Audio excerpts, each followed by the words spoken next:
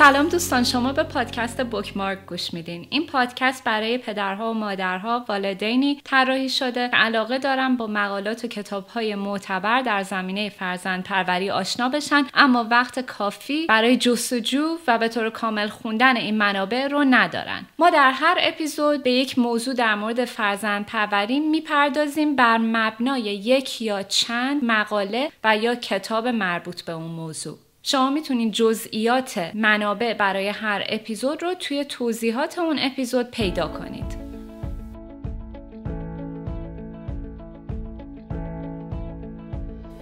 دوستان، امروز میخوایم در مورد دو زبانه بودن صحبت کنیم. دو زبانه بودن کودکان.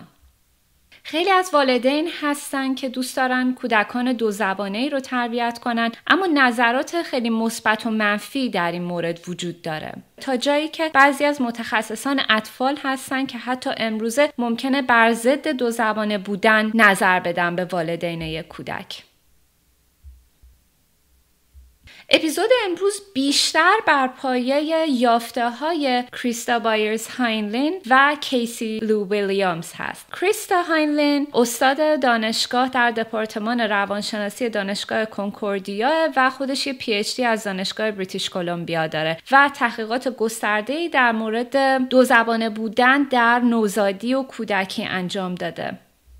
شخص دوم، این دوتا با همکاری هم کار کردن برای انتشار این یافته ها، کیسی ویلیامز هست که PhD از دانشگاه استنفورد داره و استاد دانشگاه نورت وسترن هست در زمینه علوم ارتباطات. مطالعات کیسی ویلیامز بیشتر در این مورده که تجربه های یادگیری و زبانی در کودکان و نوزادان و حتی بزرگسالها در جوامع گوناگون چگونه است. تحقیقات دیگه هم برای ساخت این اپیزود بهشون رجوع شده که جزئیات اونها رو من دیگه ذکر نمی کنم، میتونین توی توضیحات اپیزود پیدا بکنیم و همینطور که جلو میریم و من از اون تحقیقات استفاده میکنم نام اونها رو هم خواهم برد.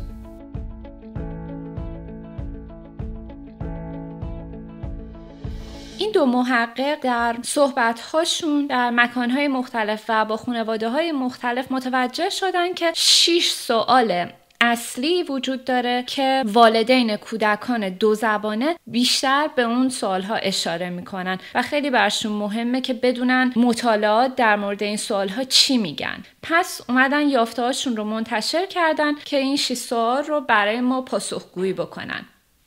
سوال اول اینه که آیا دو زبانه بودن باعث گیج شدن کودکان میشه؟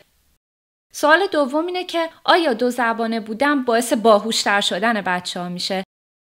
سوال سوم، آیا بهتر اینه که هر کدوم از والدین یک زبان جداگونه رو با کودک صحبت کنن؟ سوال بعدی اینه که آیا والدین باید خودداری کنن از اینکه دو تا زبان رو با همدیگه قاطی صحبت بکنن؟ سوال بعدی اینه که آیا هر چقدر زودتر شروع کنیم بهتره یا نه؟ سوال ششم اینه که آیا کودکان دو زبانه بیشتر دچار مشکلات، اختلال‌ها یا تأخیرات زبانی میشن؟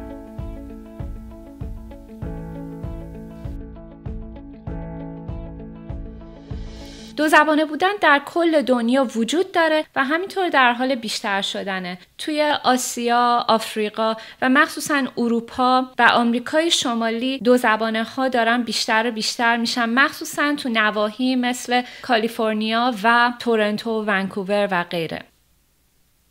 خب بیاییم به سوال اول بپردازیم. آیا دو زبانه بودن باعث سردرگمی و گیجی کودکان میشه؟ این یکی از رایج‌ترین نگرانی‌ها در مورد دو زبانه بودنه.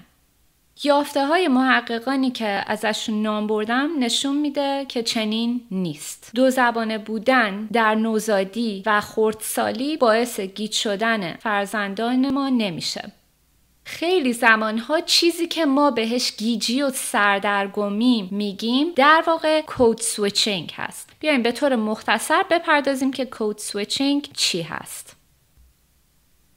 کلمه کود سویچینگ اولین بار در سال 1953 به کار رفت. کود سویچینگ زمانی اتفاق میفته که گوینده از کلمات یا المان‌های دو زبان در ساختار جملاتش استفاده بکنه. بیاین یک مثال بزنیم که کاملا کد سویچینگ رو نشون بده به ما.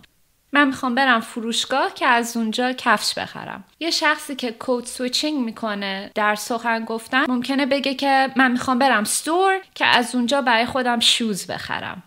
کد سویچینگ یک عمل عادیه زمانی که یک نفر به صورت دو زبانه داره رشد پیدا میکنه. کد سویچینگ نشانه این نیست که کودک ما متوجه نمیشه و گیج و سردرگم بین دو زبان. چند حالت وجود داره. امکانش هست که یک کودک داره کد سویچینگ رو انجام میده به خاطر اینکه این چیزیه که از والدینش و افراد دیگه توی محیط داره میشنوه. اونها هم دو زبان رو با هم قاطی میکنن در یک جمله. و حالت دیگه اینه که کودک ممکنه یک کلمه رو توی یکی از زبانها ندونه و از گنجینه لغاتش در زبان دیگه استفاده کنه برای کامل کردن جملش. خب نویسنده‌های این مقاله میگن که اتفاقاً این کار نشانه هوش و تدبیر در کودکان دو زبانه است، نه نشانه سردرگمیشون. همینطور کودکان دو زبانه یاد میگیرن که توی محیط‌های متفاوت به زبان‌های جداگونه‌ای صحبت بکنن یا در برخورد با آدم‌های متفاوت زبان متفاوتی رو به کار ببرن با توجه به اون شخصی که باهاش صحبت میکنن. و حتی خیلی وقتا زمانی که یک کودک کد سویچینگ انجام میده میبینیم که قوانین دستور زبان درستی رو داره رعایت میکنه در ساختار جمله‌اش. جالب اینه که بدونین استفاده از دو زبان حتی در برخورد با نوزادان هم باعث سردرگمی اونا نمیشه و حتی زمانی که بسیار بسیار کوچیک هستن میتونن که تفاوت‌های دو زبان رو تشخیص بدن و حتی ثابت شده که نوزادانی حتی به کوچیکی 4 ماهگی میتونن تفاوت‌هایی بین دو زبان رو متوجه بشن، اهم از ریتم و لحنی که استفاده میشه برای هر کدوم از زبان. مثلا اگر که فرانسه و اسپانیایی رو میشنون متوجه میشن که ریتم مشابهی دارن. پس در پاسخ به سوال اول میتونیم بگیم که خیر، دچار سردرگمی نمیشن کودکان و حتی دارن با دقت و حساسیت بالاتری تفاوت‌های زبان‌ها رو متوجه میشن و از اونها برای ارتباط استفاده میکنن.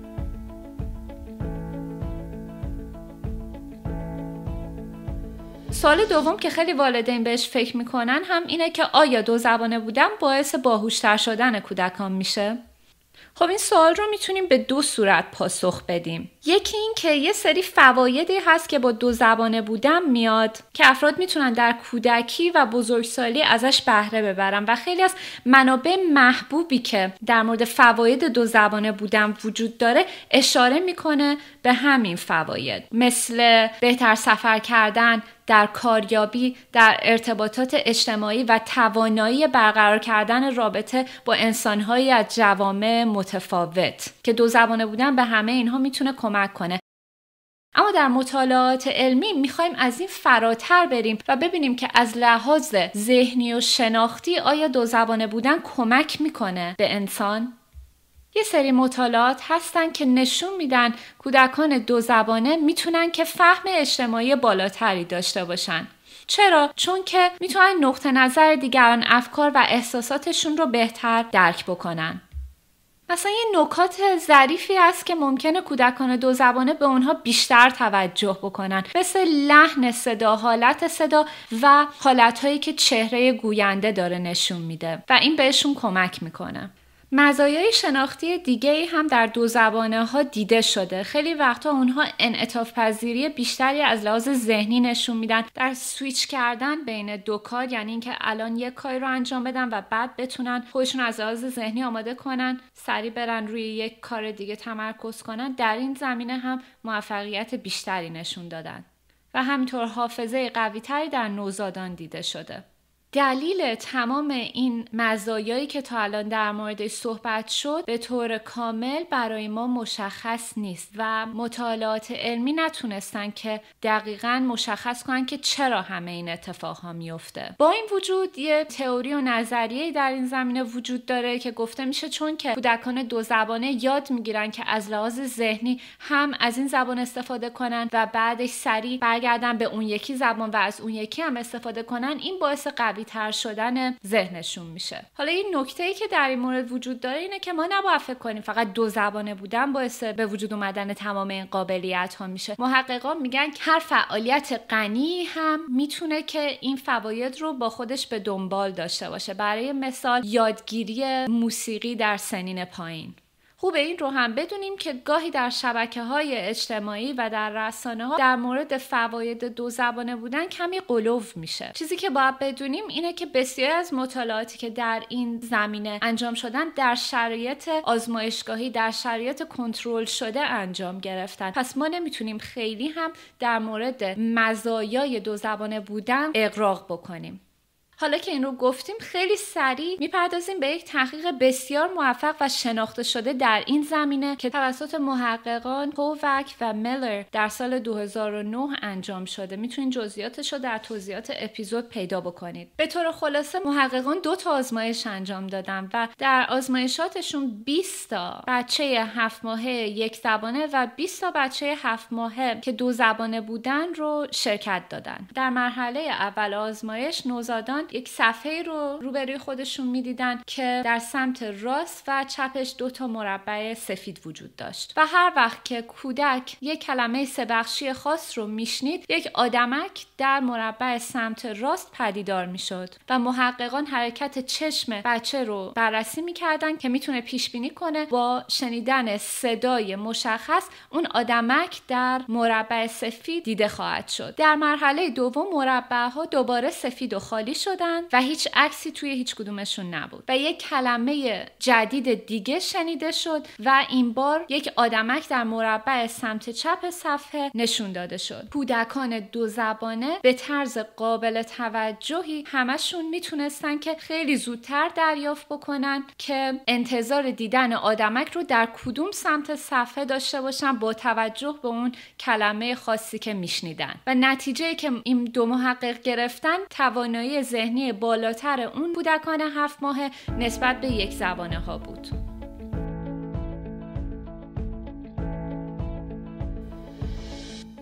در اینجا میخوام به سوال سوم بپردازیم، اینکه آیا بهتره که هر کدوم از بزرگسالان، هر کدوم از والدین به 1 زبان جدا صحبت کنن با فرزند؟ برای مثال اگر یک بچه 2 زبانه مسلط به انگلیسی و فرانسوی میخوان بزرگ بکنن، آیا یکیشون به زبان انگلیسی به طور کلی صحبت بکنه و یکیشون به زبان فرانسوی؟ حوالی 100 سال پیش در سال 1913 مقاله‌ای بیرون اومد که میگفت بهتره که والدین هر کدوم به 1 زبان حرف بزنن با فرزند و گفته میشد که اگر هر کسی به 1 زبان حرف بزنه باعث میشه که ذهن فرزند خسته و گیج نشه. این تحقیق خیلی جذاب به نظر میرسید، اما مطالعاتی که پس از اون اخیراً انجام شده میگن که اصلاً کودک دچار سردرگمی و گیجی نمیشه وقتی در معرض 2 زبان قرار میگیره و در واقع مزایایی حتی برای ذهنشون داره. پس میتونیم بگیم که این روش که هر کدوم از والدین به 1 زبان حرف بزنن یک روش برای 2 زبان بزرگ کردن فرزندانه، اما تنها و بهترین روش نیست. حتی تحقیقی در سال 2007 نشون داده که بچه‌هایی که فقط از یک والد 2 زبان رو میشنون میتونن به این وسیله هم 2 زبان رو یاد بگیرن.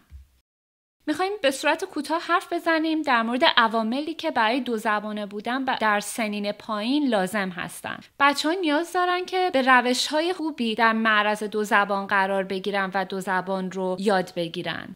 منظور از روش‌های خوب چیه؟ روش‌های خوب روش‌هایی هستن که درشون ارتباطات اجتماعی وجود داره. روش‌هایی که در اون کودک به صورت پسیو و منفعل با زبان آشنا میشه ایدئال نیستن. برای مثال ما نمیتونیم فکر کنیم که روی اسکرین، روی تلویزیون یا روی تبلت 1 زبان دیگر به فرزندمون نمایش میدیم یا میذاریم بشنوه و به اون صورت سعی داریم که فرزندمون 2 زبانه بشه. این روش با کیفیتی نیست برای 2 زبانه کردن فرزند. عامل دیگه مقدار زمانیه که کودک در معرض اون زبان جدید قرار میگیره. خب اینم که خیلی مشخصه، هر چقدر زمان بیشتری در معرض یک زبان قرار بگیره اون رو بهتر یاد خواهد گرفت. این مسئله اندازه‌گیری و اجرایی کردنش کمی مشکله. مثلا اگر بخوایم که به صورت 50-50 فرزند رو در معرض هر زبانی قرار بدیم ممکنه همیشه نتونیم این کار رو بکنیم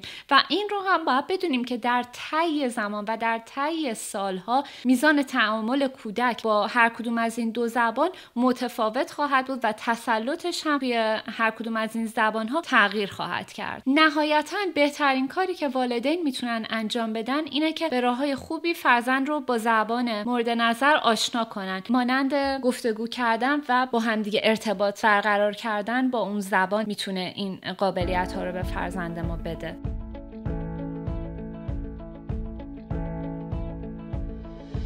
سوال بعدی اینه که آیا والدین باید خودداری کنن از اینکه 2 زبان رو با همدیگه قاطی صحبت بکنن؟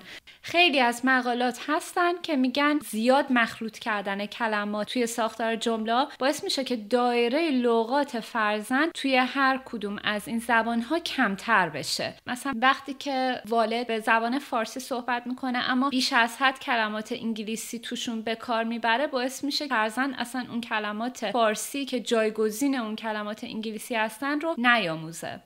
تحقیقات در مورد تاثیر کد میکسینگ یا همین قاطی کردن زبانها بر روی یادگیری کودکان 2 زبانه هنوز محدوده. مهمه که ما بدونیم که کد میکسینگ یا قاطی کردن 2 زبان در ساختار یک جمله توی بعضی از جوامع جزوی از 2 زبانه بودنه و خیلی توی اون جامعه 2 زبانه به طور کلی استفاده میشه. برای مثال خیلی از اشخاصی که توی آمریکا حرف میزنن ولی از کشورهای اسپانیایی زبان هستن خیلی زیاد اسپانیایی و انگلیسی رو با همدیگه قاطی میکنن و همینطور زبانهای آفریقایی و انگلیسی، چون که تو کشورهایی مثل آفریقای جنوبی هر دوتای این زبانها به کار گرفته میشه. پس بعضی جوامع هستن که خودشون به طور کلی کد میکسینگ میکنن و بچه‌ها در معرض این نوع استفاده از کد میکسینگ قرار میگیرن.